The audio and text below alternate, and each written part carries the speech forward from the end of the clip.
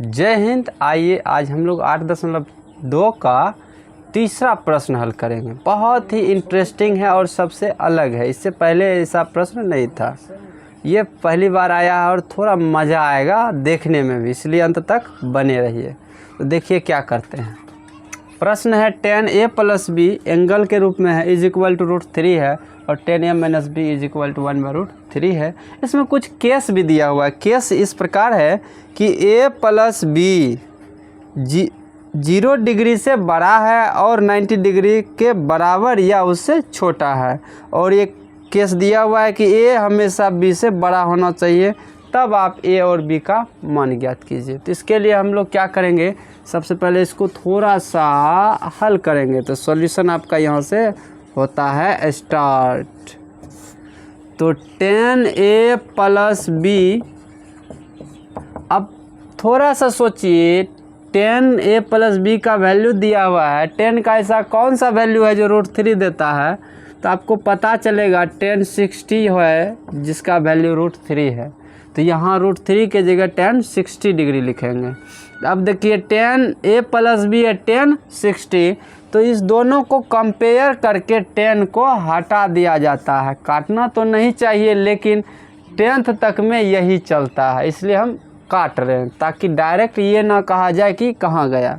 तो देखिए दोनों को हम काट दिए, तो बचा क्या, a + b is equal to 60। इसको आप इक्वेशन फर्स्ट मानिए। इसके दूसरे भाग को देखिए, वो भी इसी प्रकार है, tan a - b is equal to 1/√3। याद कीजिए आप इस प्रश्न को देखिए और बताइए 1/√3 tan में किसका वैल्यू है, तो आपको पता चलेगा tan 30 का जो वैल्यू होता है 1/√3 होता है। तो हम लोग 1/√3 नहीं लिख के tan 30 लिखेंगे, क्योंकि इसी का वो वैल्यू है। अब देखिए यहाँ कंपेयर करने में आसानी हुई, तो इसको आप हटा दीजिए। बचा क्या, a - b is equal to 30 degree. इसको आप इक्वेशन सेकेंड मानिए। अब आप याद कीजिए, आपने चौथे अध्याय में पढ़ा है समीकरण को हल करने का 4 नियम, 3 बीजगणितीय, 1 ग्राफीय।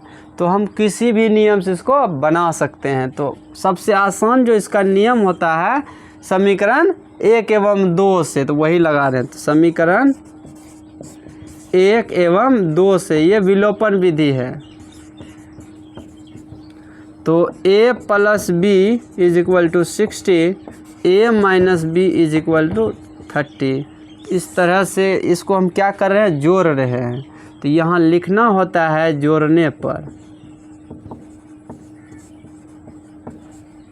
अब देखिए क्या करेंगे, a और a मिलके हो जाएगा 2a, और यहाँ b प्लस में b माइनस में, तो ये दोनों ख़त्म हो जाएगा, क्योंकि जितना प्लस उतना माइनस, तो उसको लिखने की आवश्यकता नहीं होती है। 30 और 60 हो गया 90।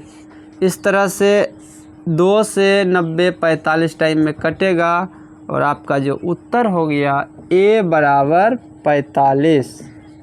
पहला उत्तर a का आ चुका है, और इसमें जो केस था कि a का वैल्यू और b का वैल्यू जोड़ के 90 तक चला जाए, लेकिन उससे ज़्यादा नहीं होना चाहिए और 0 से बड़ा होना चाहिए। तो देखते हैं अब दूसरा, इसका वैल्यू a का मान आप किसी समीकरण में रख दीजिए, b का भी निकल जाएगा। लिखेंगे समीकरण 1 में a का मान रखने पर,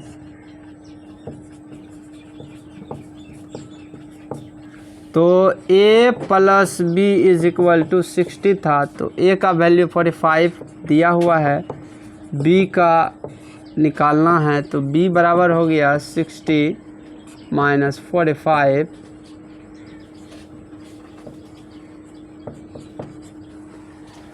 तो इस तरह से ये हो गया b इज इक्वल टू 15 हो गया। तो ये भी आपका उत्तर है। इस तरह से आप देखिए, इसमें जो कहा गया था कि a और b का ऐसा वैल्यू निकालिए केस के अनुसार कि a और b को जोड़े तो 90 से छोटा हो। ये देखिए आप जोड़कर छोटा है 90 से।